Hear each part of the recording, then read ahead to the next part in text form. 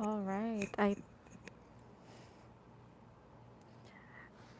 I look surprised. I don't know why, but let me just fix my earphones before I get into this.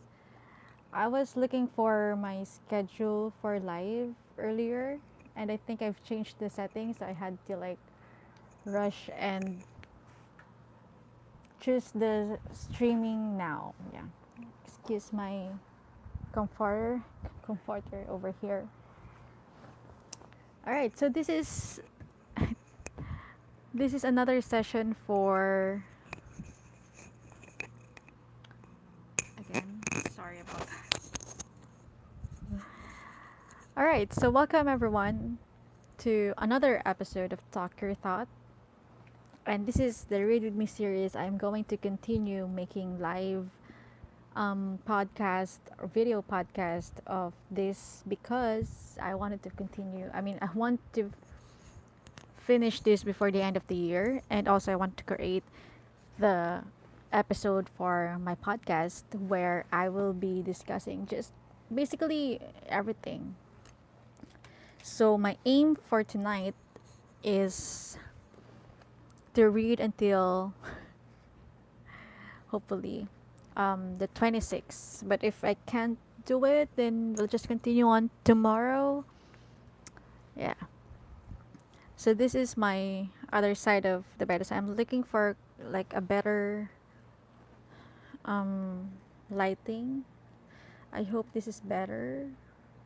But if not, then we'll just look for another one. Because right now, whenever I do stream, it is almost very late it is very late in the evening. So right now it's 10 a.m. 10 p.m. from where I am. So my lighting won't be as good as when it was in the morning. As you can see in the thumbnail, it was really bright in there. It's simply because it's in the morning when I took that. But yeah, I only have one light in my room. So yeah. Anyway, that is really out of the topic, but we will be reading or continuing on with chapter 22, as you can see in the title of this live. Um, if I can do a quick recap, so from the previous episode, we had these two consecutive chapters, the 20 and 21, showing a really bad dream. So she is this is like a warning. So every time she is dreaming about or having nightmares, it is like a warning of what is about to come or what is about to happen. And in the 20th chapter, it was just a dream. So there was like a huge banner outside of their dormitory, and um, she was so scared. She was even puking after was woke. She was woken up by Drea, and yeah, after that, although they believe that she shouldn't really, she's trying to calm herself down because it's just a nightmare, and apparently it would still be um, it is quite connected to their reality, because when she came back in their room after like checking, because after she woke up, just to give you the sequence. After she woke up, she went outside as fast as she could, looking around whether there is actually something in there. She just really wanted to check if it's a dream or it's really reality. And she was actually very calm, or she was relieved to see that there is no such thing. And some of the girls were even surprised. So what is the commotion all about? Keegan was there, and then when they went back in their room, there was this weird envelope, and that is where the chapter 21 is kind of yeah. In chapter 21, we saw that the envelope says the same thing as the banner in her nightmare, and yeah, and that is where we left off.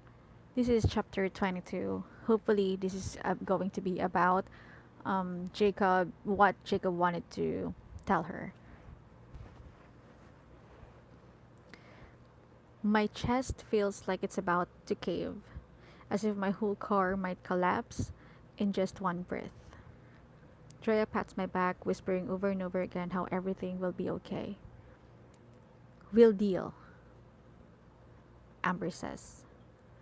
She pries the letter from my hands, tosses it out of sight, and then shimmies over to the open window to stick her head out.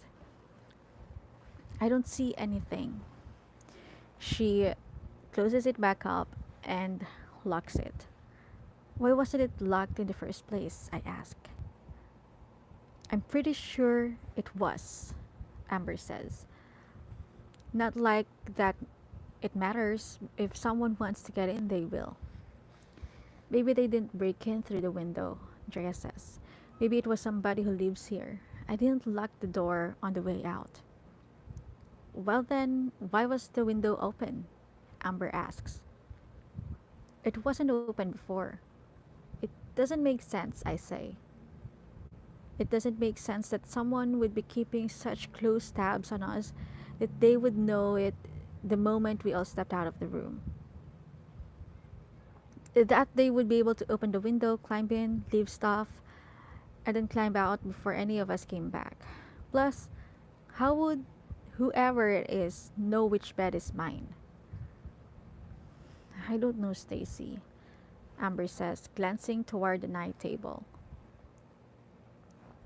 If the crystal and bowl of dried herb thingies didn't tip them off, maybe it was the shrine of candles, those weird cone pieces, or that Bunsen burner mechanism you have there.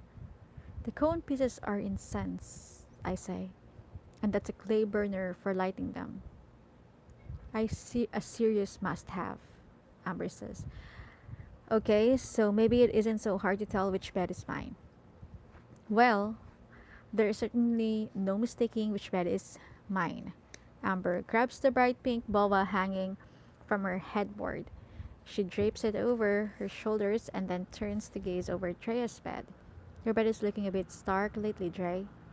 Is that what happens in a drought?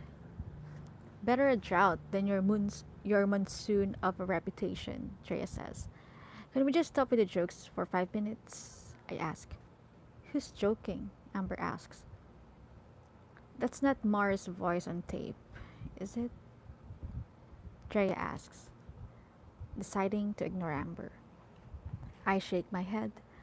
I didn't think so, she says.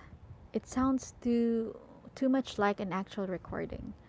Like an actual children's CD that you could go out and buy. Yeah, Amber agrees. But taped off another cassette or CD or something because of the static and the music in the background. She pushes the eject button and pops the tape out. What is it? I ask, now noticing how her lips have twisted up like she just failed the test. Amber angles the cassette toward me, the words on the label staring back at me. I'm watching you. Exactly like what is in the book. It doesn't mean anything, Drea says. She's shaking her head, pressing her fingers in her temple, wanting more than anything, I think, to believe that herself. It means I'm being watched. Wasn't I'm watching you Donovan's catchphrase last year? Amber asks. Exactly, Drea says. And look at the lettering. It's also like last year. The uppercase read, it could just be some copycat prankster. You know, one of the ghost groupies. Could be, Amber says. Though I'm watching you is pretty EOE. EOE? I ask. Yeah, you know, an equal opportunity expression. It's pretty generic. It could just be a coincidence, especially since I'm so done calling this a prank. So am I. I swallow hard and look at Amber hoping for one of her stupid jokes. waiting for Drea to tell me that everything will be fine, but it just remains quiet among us for several seconds. Finally, Amber feeds the cassette back into the player and hits fast forward a bunch of times, followed by the play button. Nothing, she says. She flips the tape over and tries that side as well. It's blank, except for that one song. I take the tape out and press it between my palms, trying to my best to concentrate, to sense something. The letter M, I say, picturing it pressed behind my eyes, like the first time I dreamt about it.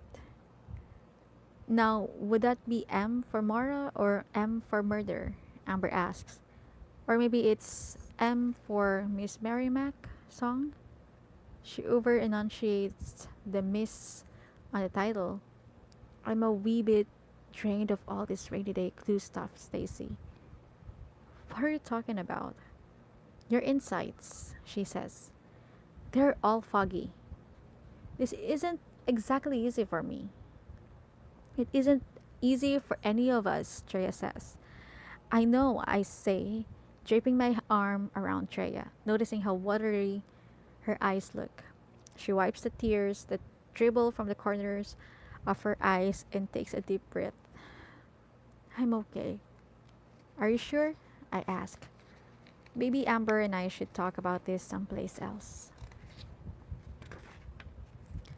No, Drea says, sitting up straighten her posture. I want to help. We need to figure this stuff out, like why an origami snake? It was in my dream, I say, remembering the detail. I also sensed it. You sense origami snakes? Amber winds the boa around her head, turban style. Well, not exactly, I correct. Well, I got the first weird letter. I was able to sense paper folding.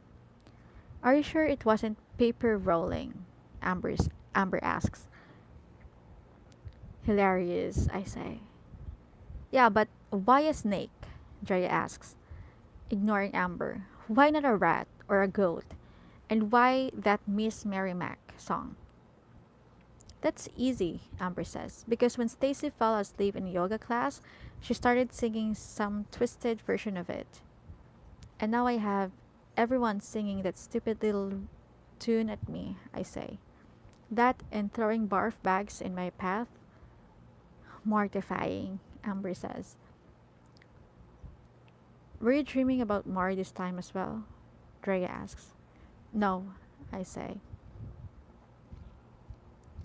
My nightmares this morning was different. I grab a couple paper towels and a bottle of Windex and begin mopping up the mirror. Between wipes, I tell them all about the banner and the students gathered around it.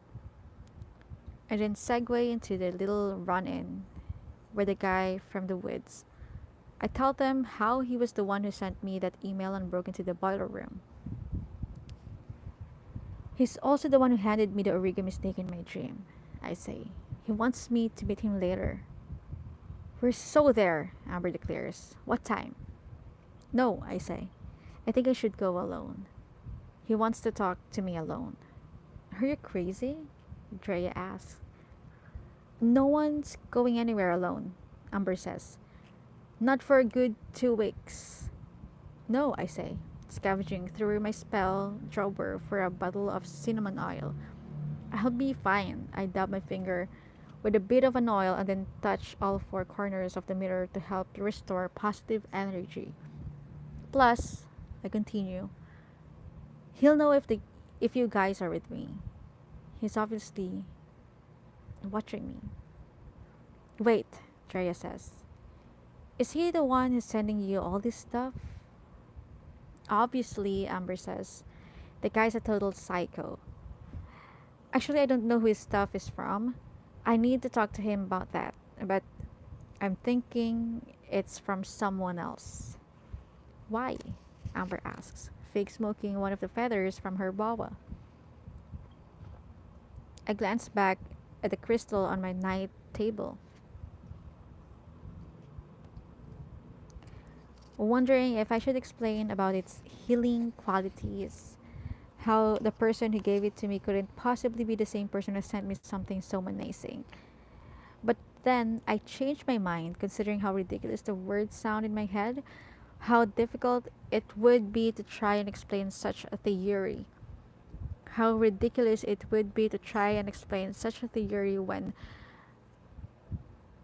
breaking into the dorm's boiler room in the middle of the night is nothing less than menacing. When the guy who gave me the crystal was in fact the same person who handed me the origami snake in my nightmare. Look, I say, I need to go alone. I can waste any time here. I only have 1 week. Just a week. Less than a week, Drea says, nibbling at an acrylic nail. I nod, swallowing the lump of fear in my throat. I'll call you guys as soon as I'm done talking to him. But I can't afford having you around, having him see you. Deal? Amber grits her teeth. She purposely plucks a handful of feathers from her boa and throws them to the floor, as if they could smash. So pluck and bunk, she says. I'm sorry, I say, but I don't see where I have another choice here. There's always a choice, Amber says, retreating to her bed. You just don't want anything to happen to you, Drea says. I mean, if you were to go there alone and something bad happened, how do you think we'd ever be able to forgive ourselves? Drea bites down so hard on one of her acrylic nails that it makes a loud cracking sounds, but still, it doesn't seem to faze her. She shakes her head and covers her over her mouth, as if she could fall apart at any moment. I don't know, I say, looking down at my amethyst ring. All I know is that right now I have to worry about myself, especially since there's no point in denying it further. The danger that's coming in less than 1 week is definitely pointed at me. Chapter 22 ends, and at least they are having discussions. And as you can see, Drea, Amber, and Stacy are a very solid trio of friendship. They have true friendships, in my opinion, and that is exactly also the reason why they are trying to be really mature about the situation with Chad as well. But putting that aside and going to this brainstorming session, who this guy might be, I am also having different opinions about Jacob, but I also do think that it might not be him. And about it being very similar as Donovan's style, it could also be of some sort different than that, and it won't be too obvious. I mean, if you were the murderer, you wouldn't be approaching. I mean, if Jacob is the murderer, he would not be approaching her like giving her this protective crystal and all, emailing her and doing the same thing when giving her warning, like the origami papers. So I don't think it would be that simple, or at least a killer would be something like that. Or maybe there wasn't really any killer and he is just trying to make her do something for him. Because I am really skeptical about the identity of this Jacob. And he is, I don't know, he just came like exactly right at the moment. So I I feel like there is something more than trying to help Stacy. And there's this the Clooney. I don't know if they're quite a significant character in the story, but Clooney may have a role somewhere here because Amber is quite. She feels like she has seen him somewhere. So yeah, that is just my thoughts about this. I don't really know what to expect now because I just really want them to talk. I want to know what Jacob's objective or Jacob's I don't know what to call it, but I want to know what Jacob really wants from Stacy, other than um wanting to help or save her, because that is just also weird, right? If you want to save a person that you're not particularly close to, he might be connected to the killer, because you won't be that brave to save someone from her murderer if you are not familiar what is at risk for you, and you are not close friends with Stacy. So why? Just why? I would understand if it's Drea and Amber. Drea was saved by Stacy, so she would do everything just to save Stacy. Amber is the same way, because they have been friends for a long time. They've been through a lot. They've been through life in that situation. If you also know, if you're familiar with that, like if you have been in a life and that situation with another person, you would really grow close and very, like you would grow have this strong connection with each other simply because of that experience, even though you're not really close before. So that was it. That is just my thought. Still very skeptical about Jacob, and I'm sorry if it's not that character, but that is just what I'm thinking right now. So let us continue on with um, chapter 23. So I'm just moving this around because I feel like there's a lot of headroom in here. So hopefully that is even better, and my audio is clear. All right. Chapter 23. I make a genuine attempt to concentrate in school. I bring all my books, arrive to all of my classes on time, and even try my best to listen to what the teachers are saying instead of focusing on the area above my heads or above their heads, drifting off into space. But with everything going on in my world, I just can't stop thinking about tonight, about meeting the guy from the woods, finding out as much as I can, and seeing if any of it helps to piece the details of my nightmares into some sort of place. I just focus or just hope I can squeeze all of that into the hour window I have opened before I'm supposed to go meet Chad.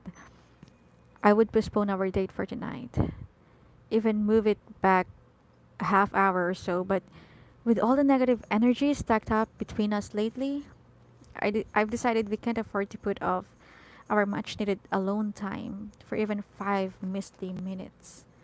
So after entire lunch and dinner sessions spent trying to convince Treya, Amber, and PJ to make themselves cars while I go meet Mystery Boy,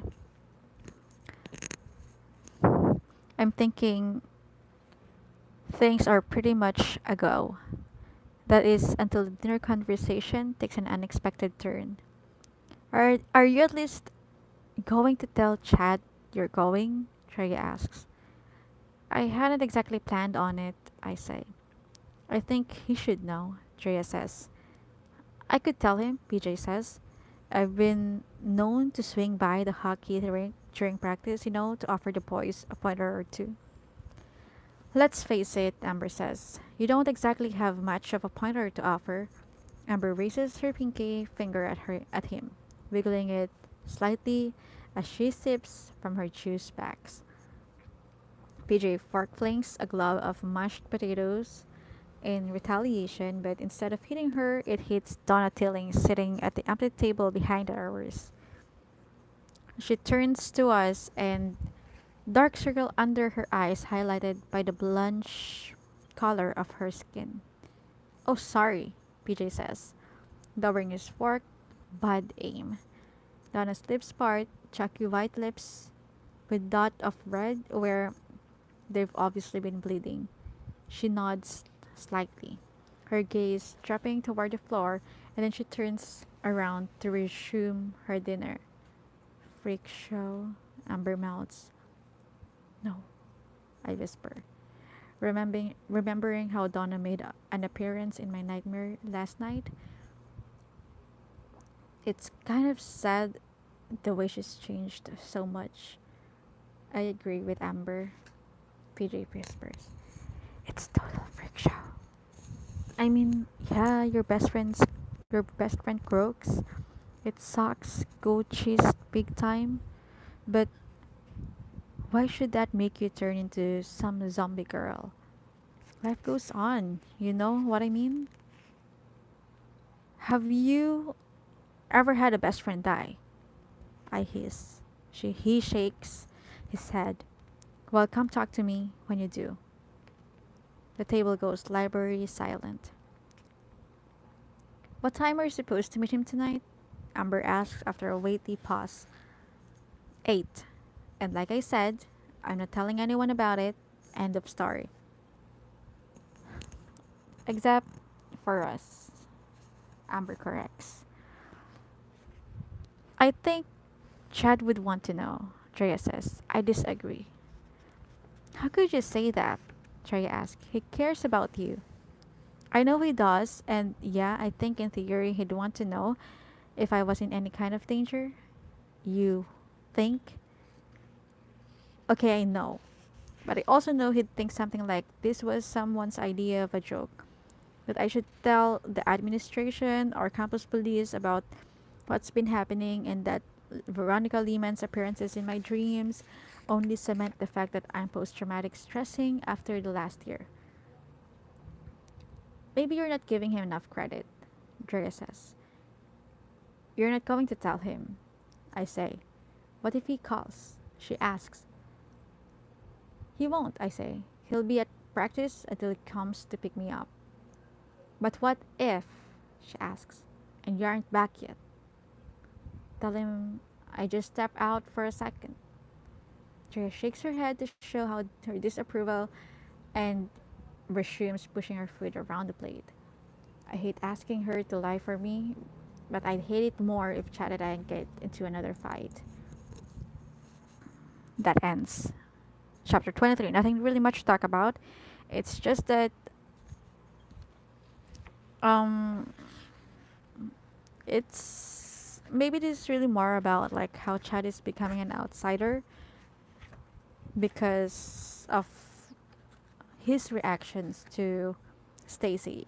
I know this is kind of like relatable to a lot of people because sometimes when you know how someone would react and it would just invalidate your feelings, then you would rather not talk to that person, and that is the reason why this has become a problem for Chad and Stacy's story.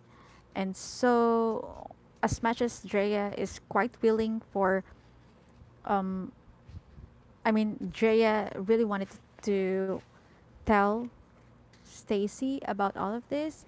It's just not for her. I mean, if he if she would be the one to decide, she would rather have Chad know her whereabouts, of course, and especially this is life in that situation for Stacy, and it is important for someone. I mean, they are in a relationship, so they should also know where they are at that current moment. So that is important, and for so I kind of understand both sides. It's just that I think I am like more leaning towards Stacy's decision because they are just going to get into fight, and that is just going to add more stress on her, and we don't want that. All right. So next up, the episode or chapter 24. I'll just be reading this one again, but hopefully we can still finish until the 26th. It is I am only 30 minutes in. Usually I'm just going to go about like a little less than an hour. But yeah, let's just move on to chapter 24. Hopefully this is when they talk. Jacob and Stacy talk. I arrive at the library at promptly 7:45, enough time to get settled, have him see that I am indeed myself, and most importantly, to run through the list of questions in my head so I don't leave any out.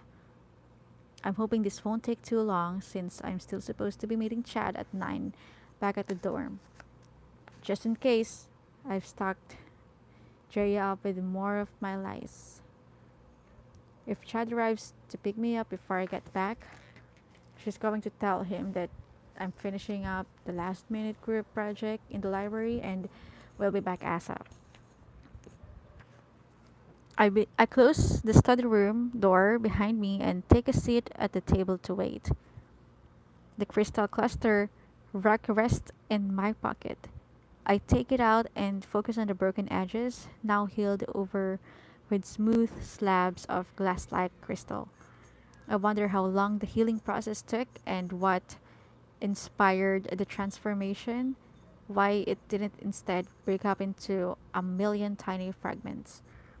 After several minutes of waiting, I find myself wrapping my fingertips against the smooth mahogany tabletop, just staring at the blank white wall in front of me, at a pair of houseflies lingering there. I imagine them as Amber and Drea, the two doing everything they can, including self-mutating spells to make sure I'm not alone. I smile at the thought and then pick at my watch. It's 8:07, my cue to leave. I stuff the crystal back into my pocket and get up from the table. That's when the doorknob twists open and he comes in. He closes the door behind him and just stands there staring right at me. Those slate blue eyes, even more lucid under the fluorescent lights. You're late, I managed. I was just gonna go. I got caught up in some stuff, he says, looking toward the table. Do you want to sit? We take our seats across from one another, so I say, what's all this about? You, he says. Me? He nods. What about me? He looks down at his fingers as though not quite ready to tell me.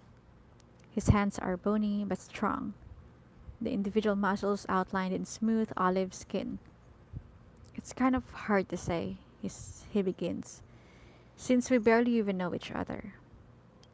Just say it, I tell him. I've waited long enough.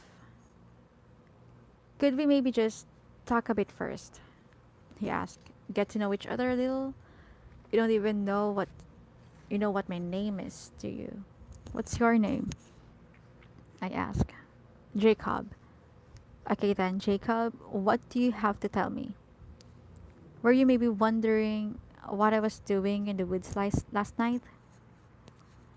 He locks his eyes on mine, forcing me to look somewhere, anywhere else. I focus on his chin and the contour of his cheeks, the way he angles his face square off at a strong, defined jawline.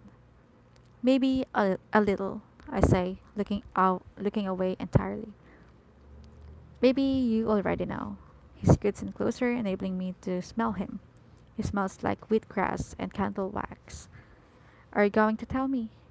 I ask, leaning back, hooking my feet around the legs of my chair. I want you to tell me, he says. I take a deep, I take a deep breath and remind myself why I'm here. How he might be able to help me. How it's possible he could offer some bit of information that would help glue the pieces of this puzzle together. Are you the one who's been leaving me stuff? I ask. What stuff? The letters and the cassette, I say, somewhat reluctant, and the message on the window in the boiler room of my dorm. He shakes his head. But you know who did. I say, more of the statement than a question. No. Then what? I ask. What am I doing here? I think you already know the answer to that, don't you? He leans in closer and looks at me hard, his eyes almost challenging me. I think I've wasted enough time, I say, my voice cracking over the words. I get up from the table and make my way to the door. Who's Mara? He asks, just before I have the chance to turn the knob. And why is she hunting your nightmares? I turn back around. What did you say? I think you heard me. How do you know about that? I know a lot about you, Stacy. I plunked back down on the seat across from him. You obviously heard about the trial last year. How I told everyone about my experience with nightmares. I'm talking about the nightmares you're having about Mara now, he says. I feel my chin tremble. I'm not sure what to say or how to respond.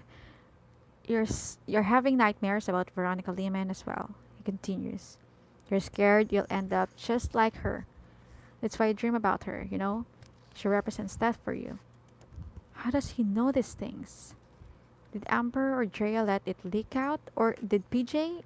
I think back to the nightmare I had about Veronica Lehman, how all the girls on the floor gathered around, including Trish Caboni, who asked me about it later. Who told you about that? I asked. No one told me, he asks. No one had to. What do you mean, no one? I mean, I'm having nightmares about you, Stacy. And so that is the 24th chapter, and it's quite. I think I want to continue on with this because they're in the middle of the conversation, and I just want to have like a good idea of what is really happening. At least now they are talking, and we would have like a better grasp of what is what this is all about and what Jacob is, what who Jacob is actually is, not what. All right, let's continue on. Chapter 25. It takes me a couple of seconds to regain my breath. Jacob is staring at me intensely, awaiting my response, but I'm not sure where to begin. I look down into my hands to avoid his gaze. What kind of nightmares? I ask, finally. Like the ones you have. Like the kind you had about Mara before she died. Like the ones last year with Drea. I bite my lip to stop the trembling. Everything he's saying is just so hard to swallow. He doesn't even know me, and yet he seems to know so much about me. What happens when you dream? I ask. What do you mean? I mean, does anything happen to you? Happen? Like what? I continue to stare into my hands as though they hold all the answers. I'm not sure there's a nonchalant sort of way to ask him if his nightmares cause freakish side effects like bedwetting or puking, so I just shrug it off. I'm more like you than you think, he says. What do you mean? I mean, I can see things in my dreams. And what have you seen? I ask, feeling myself swallow. But instead of telling me outright, he takes his time and starts from the beginning. He tells me that sometime at the end of last year, just before summer vacation, he started having nightmares about me. Only didn't he know, only he didn't know who I was. He didn't know where I lived or what my name was, or if I was just a figment of his dreams. But the nightmares became more intense, more telling, where revealing to him where I went to school. And so he started doing the research which supposedly led him to the details of last year. He claims he then got a gnawing urge to transfer in Hillcrest from his private school in Colorado. And your parents didn't mind? I ask. He shrugs. Yeah, I mean, they were against it at first, but then they kind of got used to the idea. Why? That doesn't make sense. Because I'm different from them, and maybe they're a little bit tired of that. I think it was almost easy for them to send me across the country. Convenient. I think maybe they hope I'll come back as soon summer Jack or prom king. Maybe I mean I'll come back as summer Jack or prom king. Maybe they think some all inspiring teacher can make me stand on a desk or listen to Mozart, transform me into the next that poet loving society member. I nod, knowing full well what he means. All I know is that I had to follow what my nightmares were warning me, he continues. Regardless of what my parents wanted, I had stuff like this happen to me before. Nightmares. I mean, Maybe not as intense as this, but still they came true.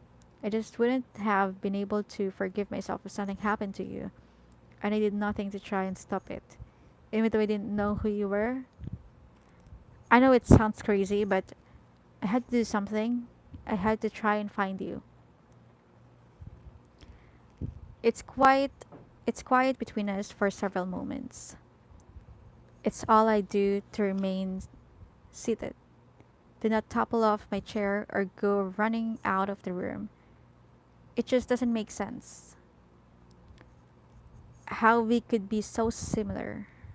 I look back at him, wondering if he's being genuine, if I can even trust him. My heart is beating so fast just imagining the possibility of his honesty. The idea of someone could relate to me this way. When you got here, I begin. How did you know who I was? How were you able to tell I was the girl you'd been dreaming about? I knew it. When we bumped into each other that day, I could sense it. He swallows. All over me. I swallowed too. Do you know what that feels like? He asked. To sense things so intensely that your blood almost feels like it could boil right out of your veins. I can almost feel it now. I clasp my hands and purse my lips, trying to hold it all in place to remain in control. So, I say finally. So, he says, now that I'm here, my nightmares have been stronger than ever. And what did they reveal? He looks away like he doesn't want to tell me. I have to know, I say. What do you see? I see you, he says, unclasping my hands and taking one in his own. He rubs it gently with his thumb, causing the blood in my veins to boil up and bubble right over my bones. Lying in a casket. And that is a very intense conversation that ended in chapter 25. All right, chapter 26. Hopefully, this is going to be a very um light one. But I saw someone chatted while I was reading, so viewing. I can't view the chats. All right, okay. Wow, I don't know what that means. I'm so sorry, but yeah, no one's okay. I think she's out of the stream now, but let me just talk about 24 and 25, the how they are talking. And as I mean, all of the all of the accusations that I have for Jacob, like, why would you even care? Why would you even try to help someone you don't even know? And now I think it's even more unrealistic that he comes from another side of the country. Like, he's from Colorado and he transferred to Hillcrest, and that is quite an absurd. It's really difficult to understand. Even if I am going, I mean, if I was Stacy, it's going to be difficult. But they kind of understand each other since she is in the same situation before, and all of her guilt, it was eating her right from the start when there was. I mean, when she started dreaming about all of this, like Demara, like Veronica Lehman, um, she is having all of these nightmares, but she didn't do anything, and that is really just one of her guilty, one of the moments in her life that made her feel so guilty that she wants to turn back time. And that is also the reason why when it was Drea, because not only that they are really close friends, it's just that she can't afford to lose a friend. And the reason why she also felt something about, I mean, PJ and Amber thinks that Dealings is kind of like weird, how she has changed into a different person right after Veronica Lehman died. It almost happened to her, with Drea. And also, I don't understand why Amber don't get this feeling, because Drea almost died. It's just that there is I mean, sometimes I find Amber annoying. It sometimes helps the situation, because a few times in the conversation, um, Stacy wants Amber to just throw in some jokes here and there, although it's not going to be funny in their situation. But sometimes she's so insensitive, especially with all of this, everything that's going on. It feels like a game to her when life is at stake. Dre is more serious about the situation, and I like her attitude on this. It's just that sometimes she is overly pro Chad. You know what I mean? I mean, she thinks about what Chad would feel instead of how Stacy is feeling about it all. I mean, she's just going to be another, like, a devil's advocate. So maybe she is just being that friend.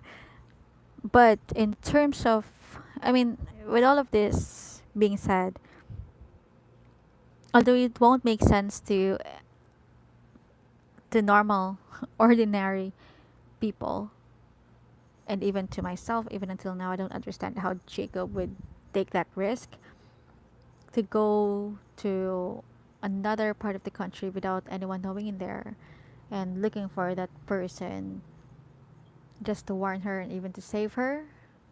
Only Stacy would know that exact feeling, because and would even understand, because that happened to her like several times until she was able to save Drea, and that is like the one of the biggest turn of events in her life. So I kind of get why Stacy would buy this, and yeah, maybe Jacob is being genuine, but we don't know until the end of the story, of course. Um, I would, I think I would want to read chapter 26 because I still have more time. But at least in this live stream, we know who Jacob is, and he is indeed an outsider. He is not a childhood friend, like I even guessed. So I just don't still know how to feel about it. Hopefully, he's not lying, and if he is, it's kind of like a bummer. But then we are going to see. Maybe just do some background check. Um, one more thing though before we move on to chapter 26. I think Stacy would really buy this one, because that Jacob is the person that she needs most right now. In terms of emotional dependency, Jacob would be the one to be able to give it to her, because he is going through the same situation like her. I mean, the dreams that she's having, you can't really fake that, especially if you don't know anyone from their close circle. Yeah, so maybe he is saying the truth. It's kind of difficult to um yeah, it's difficult to doubt him right now. If I'm going to be honest, and but we are still curious who is doing this to all of them, and why he is targeting Stacy, and who is Mara. Until now, I don't know who Mara is, and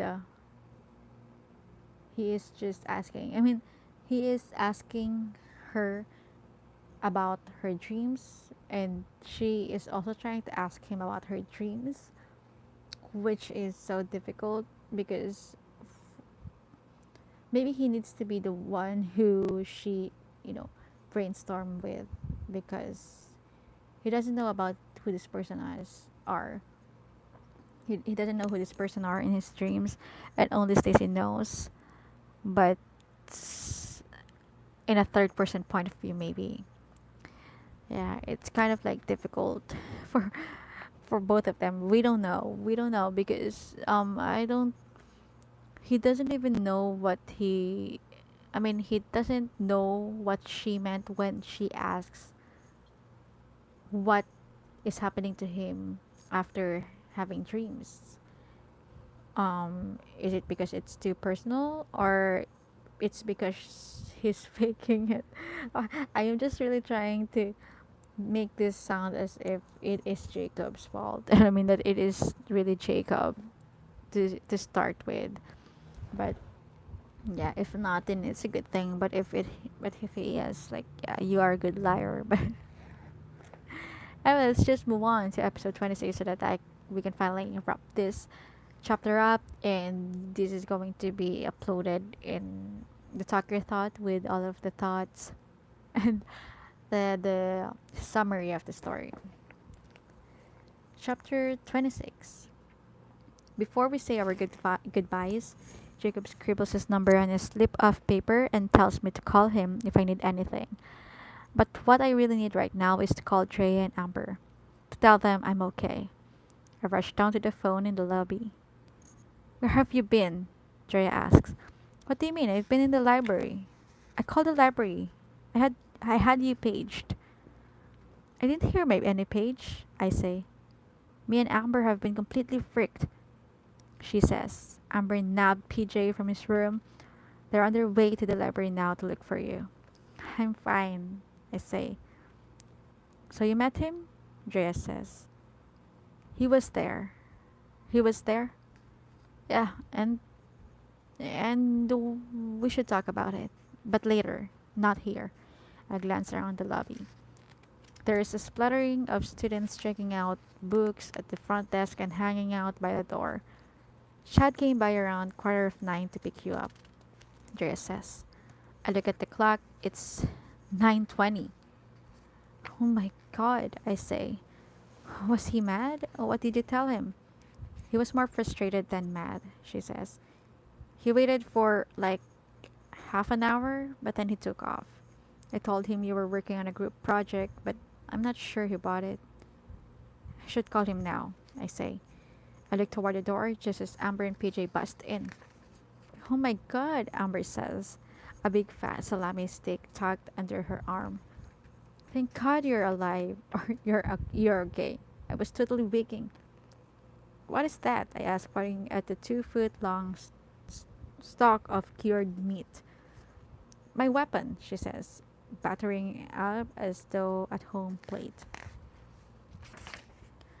Yeah, PJ says, pulling a water pistol from his jacket pocket. We've come to save you. I gotta go, I tell Drea. The cavalry has arrived. I hang up and go to dial Chad's number. Chase rude, PJ says, grabbing the receiver and hanging up. We've come all the way down here to save your sorry self, and this is how you repay us?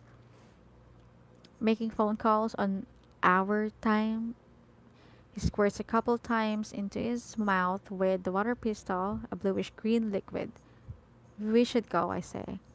We'll talk about this later. So you talked to him? Amber says, putting at the wrapper on her meat steak. Details, please. Later, I insist. Amber sighs, but she doesn't object. I grab both her and PJ by the arm, and as I make my way toward the exit door, but unfortunately we've stopped by Kari. Before we can even make it out, he's with his friends. The guys stayed over at our dorm last night. What finds you ladies here on a Friday night? Corey asks. Unfortunately, your ugly ass, PJ asks. PJ says. Corey's friend ignores PJ and leers directly at me. Let's hear it, Stacy. What kind of hexes are you casting up tonight? Ones that make your boyhood shrivel up, Amber says, holding up the wrinkly meat stick as an example. Care to be the first? Yeah, PJ says, taking position behind Amber, his water pistol aimed and ready for battle. Seriously, now, Corey's friend continues at me. Let's hang out. Let's do something crazy, drink someone's blood, sacrifice a couple lambs. I know this really great farm not too far from here. I'm afraid you're talking to the wrong person, I say, pushing past him and Corey, now cackling back and forth. My name's Tobias, by the way, Corey's friend says. I'm new here. Why couldn't you tell us that yesterday? I ask. Didn't feel like it, he says. Wanted to remain enigmatic. More like ignoramus, I say, stepping to check what's keeping Amber and PJ. PJ has managed to let all the bluish liquid leak out of his water pistol and onto the floor. Amber is helping him wipe it up with a clump of her bra stuffing before the librarian sees. I think we could brew up some really nifty concoction together. Tobias continues, his left eye twitching at me. Let's go, I called to Amber and PJ, ignoring Tobias' suggestion. Tell me, Stacy, Tobias interrupts. Do all witches pee their pants and throw up in yoga class? Or is it just the ones who suck at saving people? I freeze, but feel my mouth drop open. I look at him, at the big stupid grin on his face. I freeze. Stacy, he says, should have been at Veronica Lehman's chapel service. Not very respectful of the dead, are you? Screw you, Amber says to him. She grabs me by the hand and whisks me through the second set of the doors. Tobias follows us out.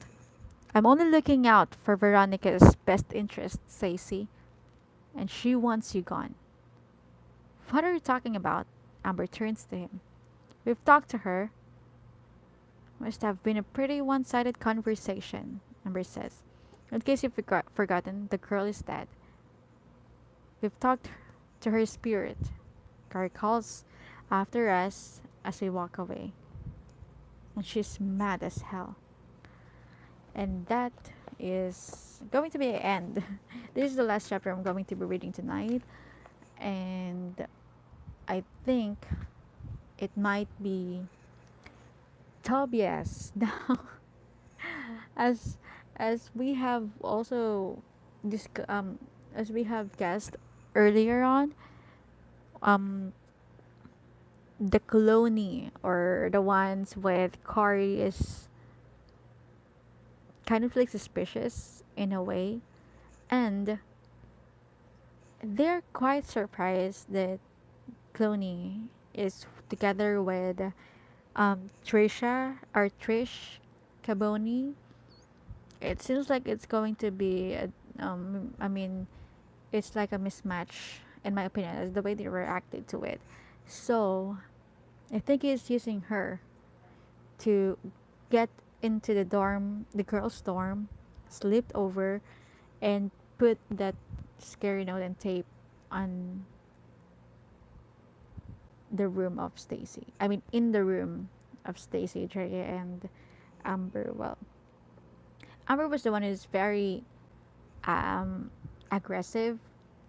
Drea is more of like calm and also is a thinker in the group.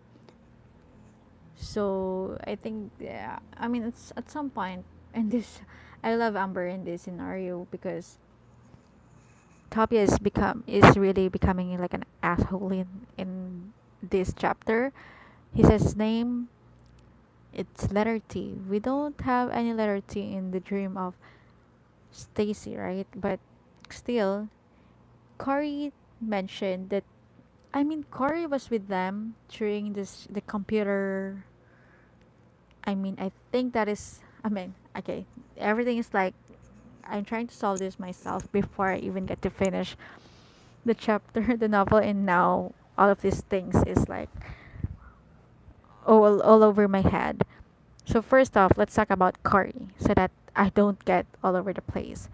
Corey is very curious during their computer time, and although I think they're just stuck to each other, Corey did not really think about um becoming in one group as being in one group with Amber and Stacy, but he is too curious for his own good, and he is apparently um one of the ghost groupies, Ghostbusters. I am thinking about Ghostbusters, but he is one of the ghost groupies, and he is friends with the cloney, or now we know who is Tobias. Tobias apparently was kind of like close to Veronica, I think. And the reason why they talked to Veronica is because of Tobias. And apparently, Veronica is mad because she wasn't able to save another. She was not saved by Stacy. That still doesn't make sense. Are we going to see another or new character here?